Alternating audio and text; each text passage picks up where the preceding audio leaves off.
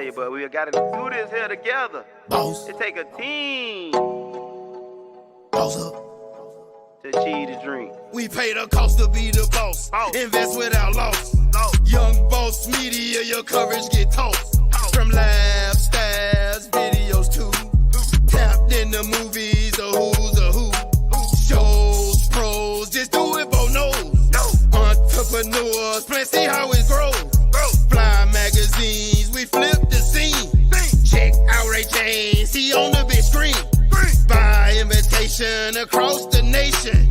Young Boss Monica, she know what she facing. The leader of the crew, she know what to do. Check her out the front if you wanna come through. Only if you got her master plan. Make it in the control room, holla at Stan.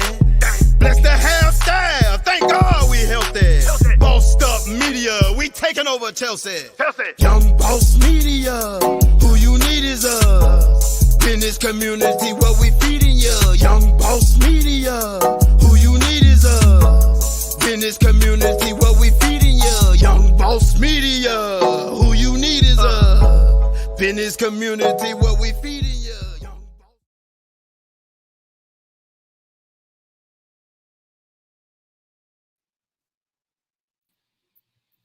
Hey. Hey. How you doing, Trena? I'm good. How are you, Chantelle? I'm good. For those of you guys who don't know, I'm Chantelle Doswell. I'm a mental health therapist who specializes in trauma and anxiety, and I work specifically with creatives who are folks of color. And Trena, why don't you tell folks who you are? I am Trena Be Real, an actress, activist, and motivated speaker. And I'm also a host on Make Lemonade that happens every Tuesday at 3 p.m. and The One Dope Chick Who Didn't Quit on Friday at 10 p.m. And so before we even get started, I've already put down in the comment section for those of you guys who are interested in getting therapy, and that's not a necessary thing. You ain't got to do anything. This is just for those of you who want to. In the comment section, there's links of people who have websites that are also created by Black identified people of color. So if you want to go to a website where you can find a therapist that is going to be good for Black folks, there's a whole resource down in the comment section before we even get started.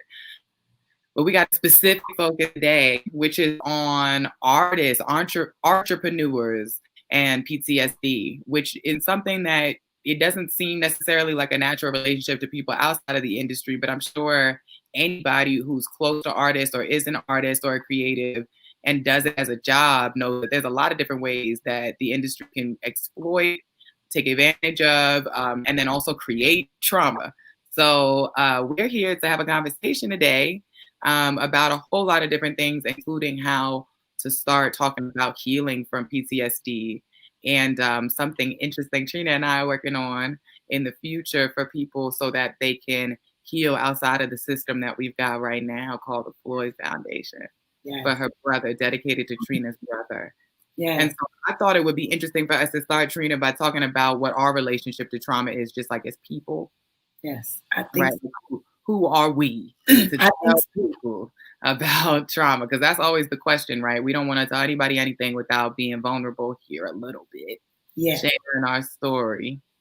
And I think it's important. I think it's important to share. I think people look, you always want to read a book by its cover and you really don't know what someone's what experiences someone has already went through.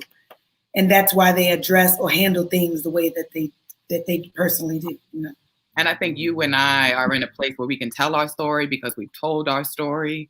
And, I want to be clear to everybody, there's no problem with not being able to tell your story yet. If you haven't been able to tell it to yourself, don't feel any pressure to be out here because this is the new age topic, talking about all your horrible experiences. We're just talking about it to let you know how normal it is and also let you know how human we are in this whole conversation too. Right. And that you'll grow. You'll look back and you'll be able to share your story to help that. You'll realize everything that you're going through in life is only setting you up to be the next best version of yourself. Excuse me, I'm losing my voice, people, because I'm dealing with a lot of weather changes right now. So bear with me, the weather and the season. But I think when you are very transparent about what you've been through in your life, you can identify. I think you have a little bit more compassion and empathy for others when you actually can acknowledge and be accountable for your own, challenges. Realize that you go through stuff, but it doesn't have to limit who you are. You don't have to live in that experience. And so obviously, I'll take the initiative to tell a little bit about my story first, because obviously I do trauma therapy with people, and I focus mostly on, people of color, because I understand that struggle specifically, because that's my struggle in it.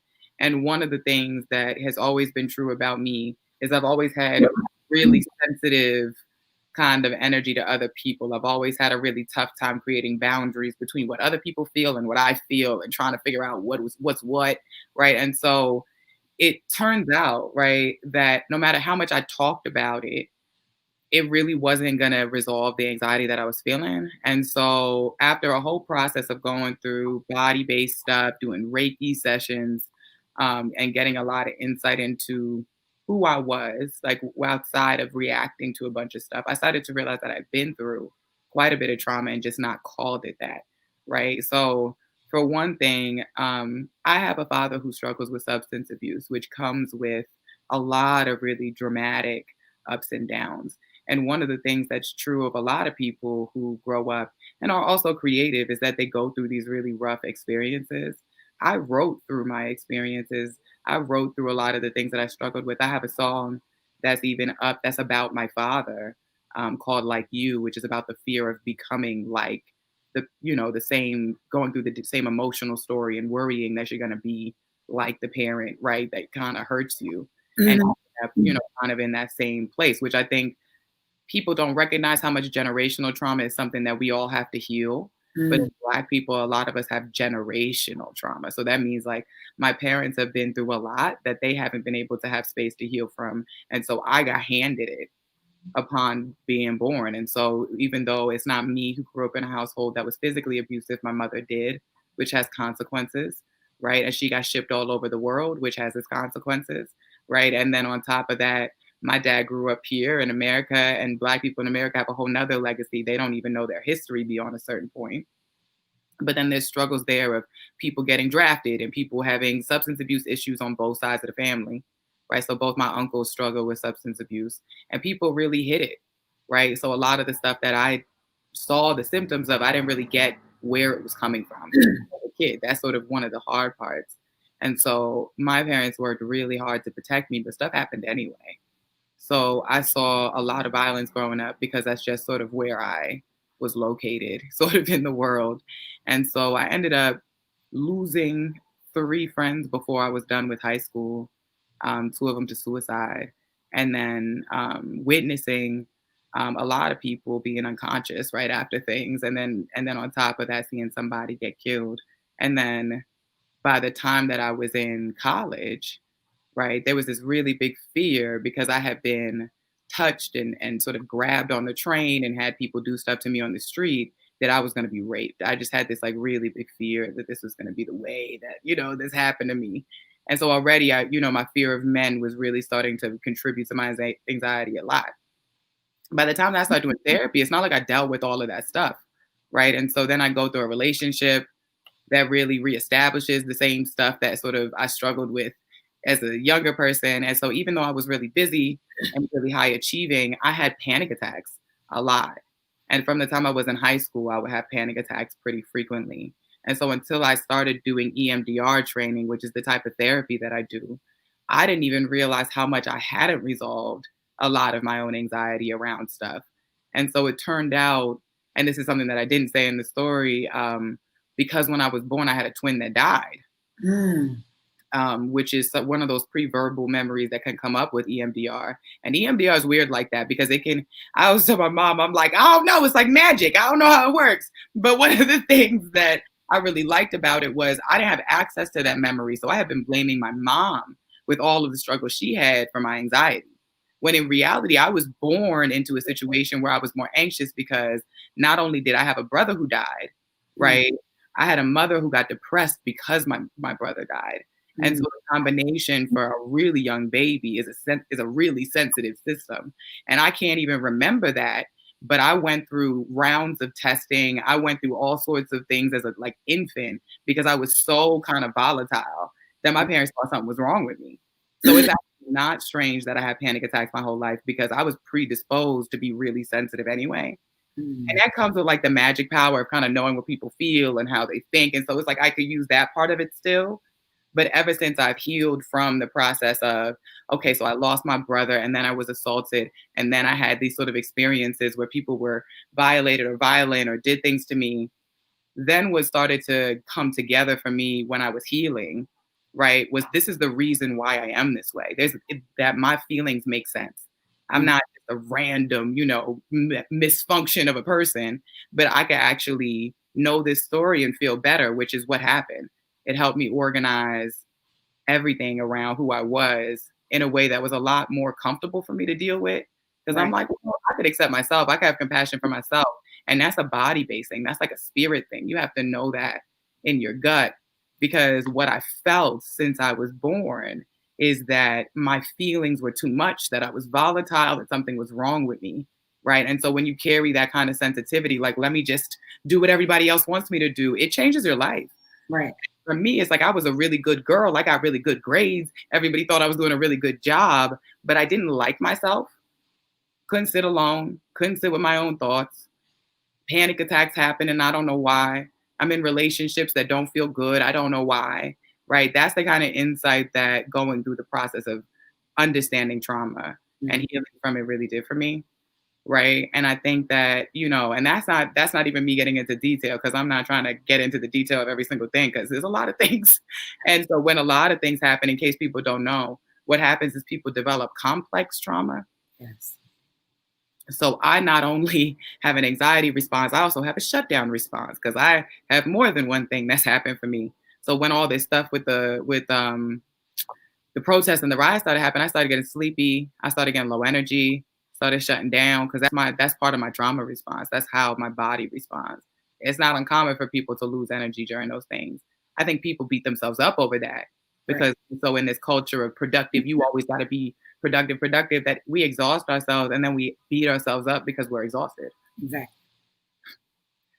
So, I mean, let me not take up too much space. Trina, I know you have quite a story in terms of personal trauma and people around you. Yes. Tell the folks your relationship with trauma. Okay. So I guess I'll start with my child's father. Well, my dad died when I was 9, my real father. And then my grandmother died driving. And I'll never forget, she had a heart attack driving. And I'll never forget hearing that story when I was 9 years old. It was like, your grandma just had a heart attack. And it was like what she was driving. So I always thought she got in a car accident, but I could envision she just drove off the road and died. So at 9 to hear that, that was that first thing, as a kid, like, grandma died driving, and no one really ever went back and talked to me as a kid, like, to visualizing and start dreaming of that. And then becoming 15, 16 years old, having my first real relationship with, boyfriend. And then as I think I was 18, 19 years old, my first year in college, and he got murdered when I was 2 months pregnant. So to deal with the trauma of raising a child by my first love, making the sacrifice, not really understanding what all that was going to be. Really my life stopped, really, because I didn't know. I was already too young to be in a relationship. But I think when my grandma died, no one ever dealt with my grief. And I don't think we think children grieve. Like, children do grieve. And I think we just totally ignore and my grandma was like that everybody had that granny that they love, that make that sweet bread for you, that when mama ain't treating you right, like my Medea. I had a real Medea, okay? I had a real Medea. Like before Tyler Perry was playing Medea, I felt like he was making fun of my Medea. I was like, yo, Tyler, Medea don't look like that. My Medea was hot, okay? But that's really where my trauma started for me as a child. And I think we really don't look at that. Like, we don't think children have trauma. Like, they see that you take them to the funeral, you don't really tell them what's going on. And I just started feeling like everybody was going to die driving. Yeah. right? You know, that was like, and so growing up in life, then I never talked about it. So I came very, you know, I started looking for love. I started looking for that void that I felt like I was missing. And Right. I went, you know, early into relationships. I always think that's why I started so early. Because I was like, why did I start liking boys so early? I mean, I know I was supposed to like them. Look at what Candace is saying here. I know, girl. I know. We talking about, because I mean, childhood stuff comes up all the time when I talk to people in sessions, and I mean, in ways that people think doesn't even matter. Yes. In And ways that people think it doesn't matter, but you feel it even as an adult. You could think back. My mother was in my grandmother's house breaking down at 64 over something that happened to her when she was 9, because of the memories of being in the house and the reminders and the betrayal of it. you never address it and you never talk about it. And especially when you come from Black families, they don't want to talk about it. You know, like the molestation. Nobody wants to talk about the uncles and the cousins that's been touching it. Nobody ever talks about those things that happen because they don't want to look bad or feel bad, but it happens so much in families, you know, especially Black families. You know, I have not yet met a woman that has not told me she has not been touched as a child. Mm. You know what I mean? Like everybody that I have met in my life has had somebody violate them in some way, whether it's a childhood or in a relationship with a boyfriend who, when they said no, they decided they're going to take it anyway. You know what I'm saying? So the trauma, and I don't know, you know, they used to say you draw the kind of people that you are, right? Like I was like, well, you know, I know I'm trauma. Like, why do I keep meeting these people that are going through different levels of it? Like I've had a friend that actually was molested by her own father. Mm-hmm. You know, what do you say to that person? And then I'm always empathetic to people like that because they're dealing with things that nobody else. I don't know how I would know. I don't know how I would stand up with stuff like that. You know what I mean? Even with my own trauma. And so I wanted to throw up for people the trauma symptoms that exist, because a lot of people actually go through trauma symptoms and don't know it. You know, I think a lot of people think you're going to be super distressed and really upset and scared. And that's not necessarily what this is. And I used to work with teenage boys in the South Bronx and Uptown. And if you ever met a teenage boy in the South Bronx and Uptown, they go through a lot of crap between the police and the things they put each other through. And they really try to pretend they have no reaction to it at all. But trust me when I say these young men were beyond traumatized, the way that they saw themselves already. And a lot of them with goals to be rappers and artists and you know, all sorts of sneaker makers and production, you know, people. And they already, by the time that they're 16, 17 years old, have low self-esteem, have nightmares, have flashbacks. So let's just look at this, because honestly, I don't think a lot of people even know. So even if we just look at this, right, a loss of sense of future, hopelessness, shame and worthlessness, hypervigilance, mistrust, nightmares, flashbacks, generalized anxiety, panic attacks. We got pain, literal physical pain, headaches, substance abuse disorders, eating disorders, feeling like you're out of touch with your body, being totally self-destructive, right? A loss of sense of who you are. Irritability, loss of interest, numbing. So there's tons of stuff that overlap that look like other things, right? People would judge the hell out of you for telling them that you have a substance abuse issue, right? But what they say in trauma is that you have symptoms instead of memories. So like you're replaying in your body what it felt like and what you did about it. You're not thinking about what's going on here and now. It's like it's a memory that you live out with your body, right? And so the hardest part of that is then when people re-experience stuff, they do what they did. They don't do what the best thing is to cope. And so when you get into an industry that exploits that, so even like child acting, right? If somebody learns to check out of their body, right, and use substances to cope, they can have all of these things going on and not even realize it's a problem. And I know we were talking before this about how many people you even hear of in the industry who end up dead after a struggle with a mental health issue, with trauma, with substance abuse. And usually those things are all overlapping. And nobody, you know what happens, what I've noticed in this industry, most of these people have handlers that become enablers, right? Like, you know, the Whitney Houstons of the world, like people see all that they're doing, the drugs coming in, and no one says anything until it's too late, right? You know, Post Malone, you have so many great talents that we lost. Amy Weinstein, heavy drugs, but people allowed it till it got to a point where it was like, they accepted it and they didn't stop it, or they didn't show them their greatness. Like, people had other internal things that were happening that needed to be addressed. Yeah. And a lot of times when people go to drugs, I'm gonna just say, one of the things I personally went to was drugs and alcohol and eating.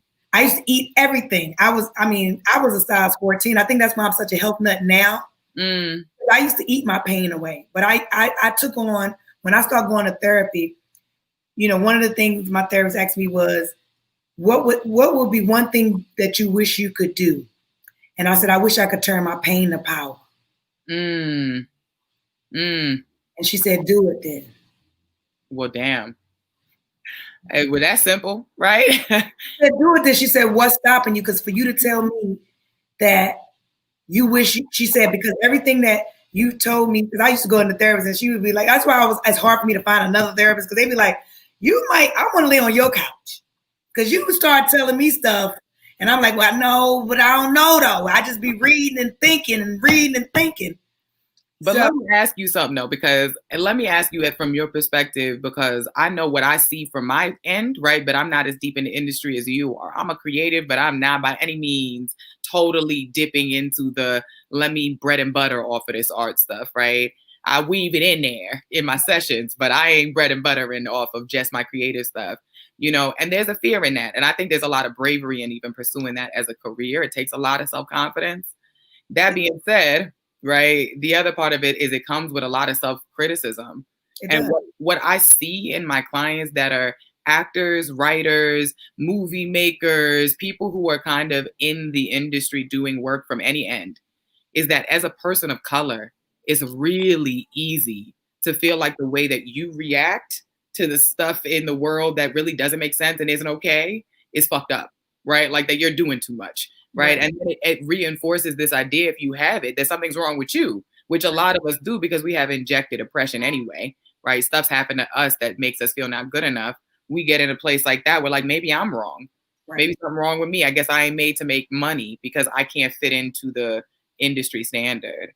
But they always say that there's always a culture that helps enable certain things. There's like messages that help trauma keep getting passed down. Because Black people getting exploited by the entertainment industry is old suit. That's old stuff. Right. You know what I mean? Like we've been with the exploitation in the industry since before really we had any choice about it, with Sarah Barton getting shown off and put around as a show for people, to the vaudeville shows, all that other stuff. Our bodies, our image is something for white people to be able to do something with. That includes women too, but with white women, it's a different level. It's a different thing. Right. That's why, I always think to myself, well, how is this happening? Because we see little pieces of it.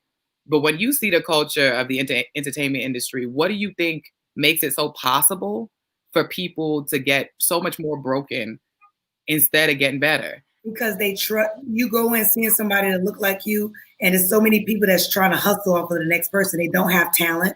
So you got so many people that will like keep you doped up to be your manager, you know what I mean? Like they're making money off you. So they know you're not business smart. So it's so much manipulation, and it's so much exploitation in that manipulation. Like, I'll get you the car, I'm gonna put you in this apartment, I'm gonna give you all these things and make you work for me now. You know what I mean? So it's almost like selling out. You got to do what I say, or all these luxuries the life you want to live, I can take it away because I gave it to you. They stop believing in their artistry. They don't really know their purpose sometimes. Like, I really believe everybody's looking for fame and not doing it for, like, before artists was just making great music. Now everybody want to be like the next big thing. They're not, like, nobody wants to be a role model. Don't say that. don't put role model next to them, because they, that's not their job. That's what they say. But if you heard Gladys Knight and Gladys Knight the other day, her and Miss Gladys and it was Gladys Knight and who was there with her? It was Gladys Knight and my favorite Patti LaBelle. Yeah, Patti LaBelle. Said it is an artist's job. Her and Gladys Knight, it is an artist's job to be a role model. You can choose now that you're famous. You want to Irresponsible. But I mean, this is the hard part, though, is that if we look at it through one lens, it's like maybe it's their responsibility for doing it, but it's also like, who's picking such vulnerable people instead of the people who have sort of a clearer picture on what their mission is, who they are? It's not even people picking them. It's what the radio is allowing to get played. Yeah. I listen to the radio. The radio, we have so much great music. If you go overseas and Europe, they got real great, you can listen to some really good music and be like, oh yeah, with some substance. With some substance. And I'm feeling really good in my spirit. But this is low vibration music, right? So I feel like the people that's running it right now are low vibration people. You know what I mean? And then the hard part of that is that there's never been an interest in telling a story about Black people. Say that again. That is really not a story of oppression and violence and disruption and dysfunction. And so when we start talking about bigger picture stuff, it becomes a little bit dangerous. But one of the things that really seems powerful to me, one of the things that I really like to watch people discover when we're doing work together is how big a deal it is to have some sort of connection to what you believe about why we're here and why things happen.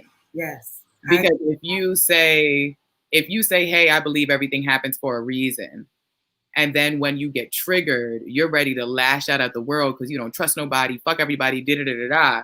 The reality is that you're not trusting in your own theory around how the world works, which is like, if you say everything happens for a reason, be calm enough to accept that if this happened, you can move with it, you can deal with it, that this isn't something that's beyond you, right? But that if you say that, then that's your belief. If you say, hey, my grandmother passed and I think she watches me and sends me messages, and then you get the messages and you don't listen to them, you're not practicing your own spirituality around that. And when I see people start to take away the shame around the spirituality piece, where it's like, I kind of feel like I know that, I kind of feel like in my gut that's what's happening, but I don't want to tell nobody and I don't want to own it, that it actually opens up the door to then be able to cope better with what's going on in the struggle. Because if I feel like my dad watches over me and I have trauma, then every time that I'm alone and I'm feeling all by myself, I need to remember my dad is with me. Right. Use it. You know what I mean? And that's turning your pain into power, right? Like that's that kind of idea. Yeah. But I think that what can be so harmful sometimes is people think if they heal, they won't be creative anymore. Like that's what's doing it. You actually, to be honest with you guys, if you heal, you actually are more powerful. You actually are better. Like if you stop and get a clean slate, you actually can start from fresh and new ideas. And you're not comparing yourself or competing with anyone. You're elevating yourself to create something new because you're fresh, and you have to realize that we are tools and energy that forever flowing. We're supposed to have an abundant life. And if you really clean your slate and stop comparing your life to everyone else's, and like you said, Chantelle, ask yourself, why am I here? What is my purpose? The money and the fame, all that's going to come. That's the byproduct. Purpose is, if that's your purpose. But if it's not your purpose, except finding love. Love is love and happiness. Everything else to me at this point will come. Yeah. Jules, that love and that happiness, you can't put a price on it. I promise you. I promise you. And I think the hard part of dealing with trauma is that you'll go through an experience and it makes you think that's the way the world is. If you feel powerless growing up, you think you have to feel powerless in this industry, or else you have to be a furious monster who fights the world. You know what I mean? And you see people go there, and a lot of men go there a lot with anger because it feels safer than feeling sad and powerless and overwhelmed and depressed, right? So I'm gonna go out and I'm gonna drink and get angry or fuck somebody or whatever. Like that's coping.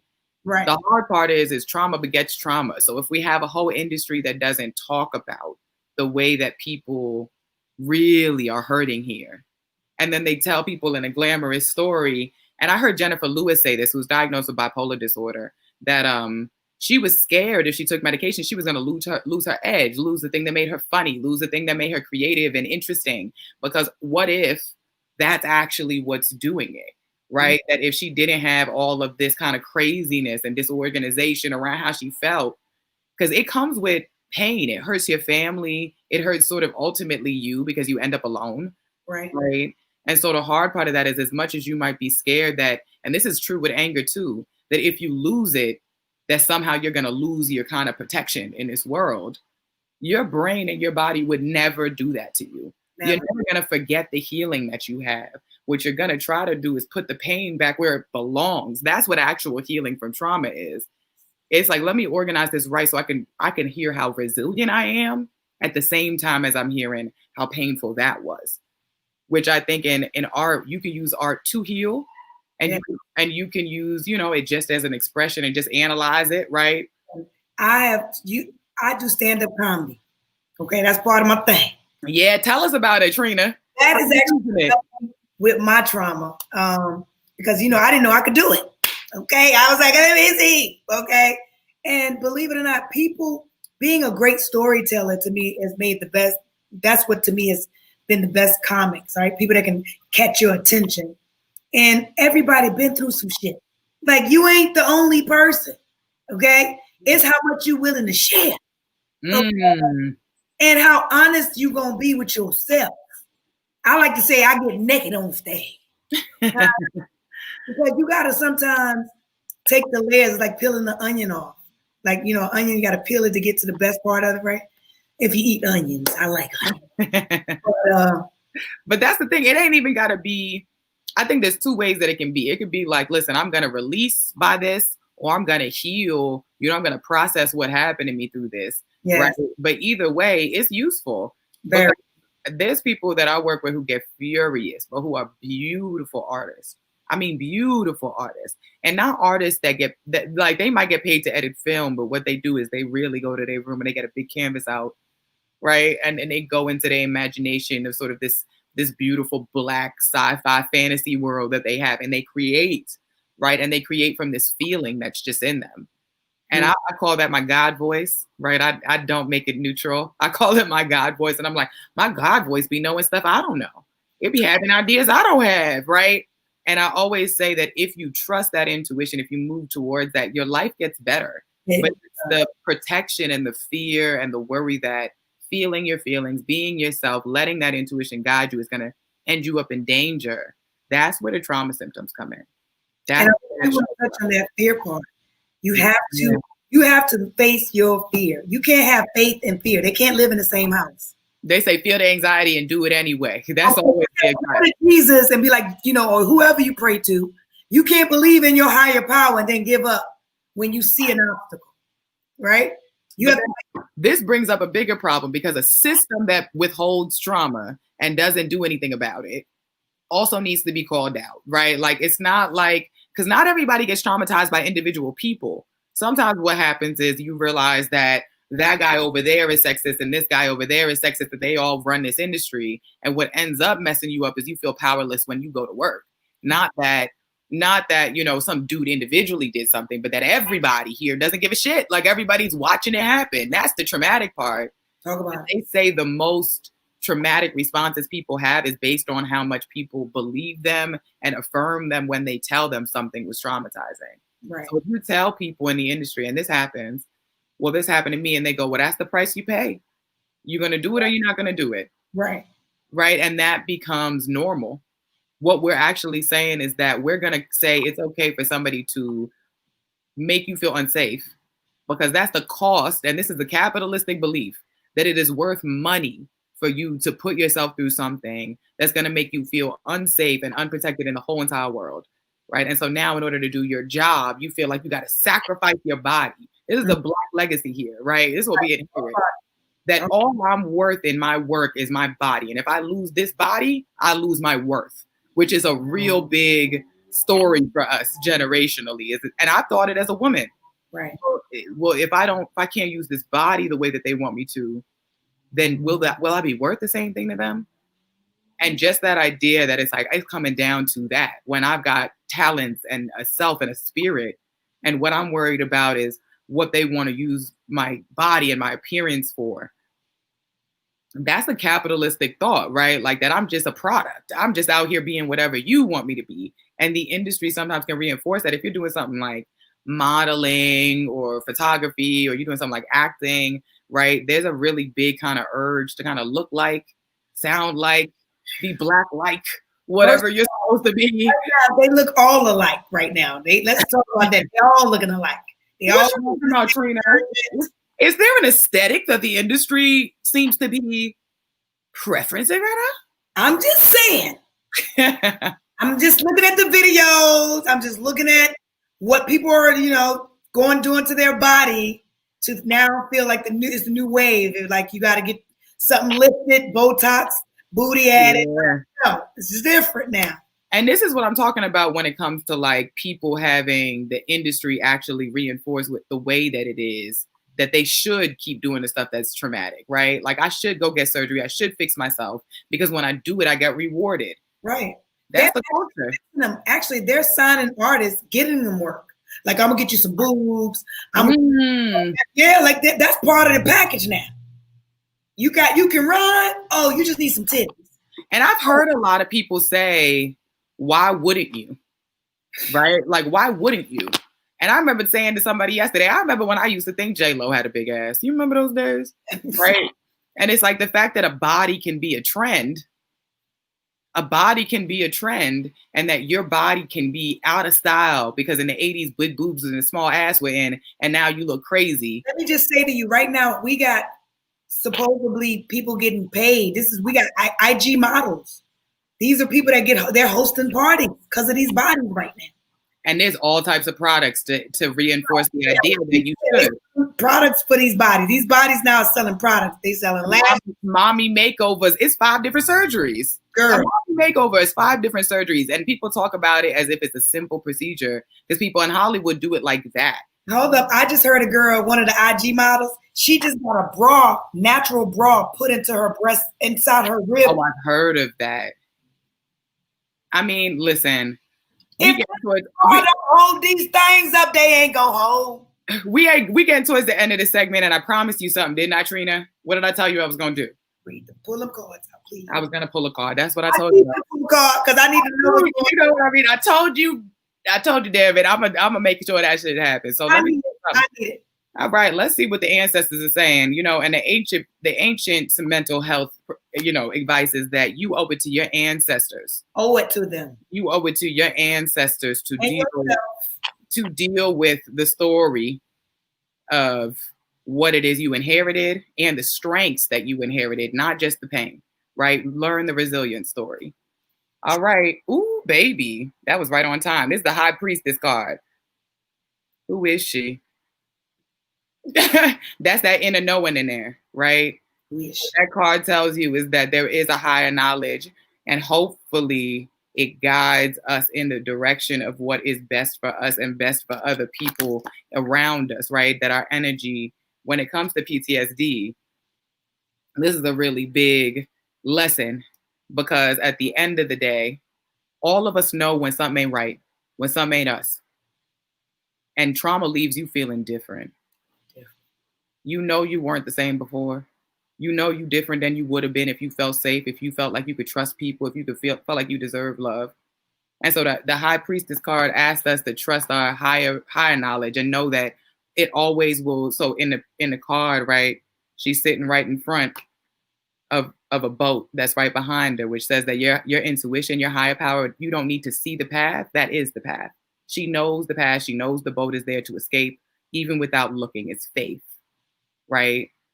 So your High Priestess asks you to have faith in what you really believe to be true about yourself and the world, and know that will guide you, right? Have faith that is there waiting for you if you take it. And that being said, beautiful folks. Yes. Let's wrap it up, girl. Faith and fear can't live in the same house. So you already know. Gotta let it go. Hey, hope and fear can't live in the same house. I said faith and fear. Oh, faith and fear. Faith and fear can't live in the same house. So we choosing faith over here. And so we're starting a foundation called the Floyd Foundation that hopes to combine all sorts of ancient practices, current practices, creative practices, and help people heal. So be on the lookout for the Floyd Foundation. Never living out your dreams. And so we just gonna take you out with that little logo right there. And I hope y'all have a beautiful night.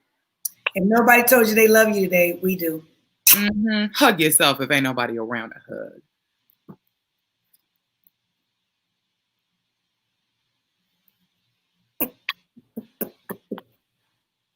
You gonna beat by?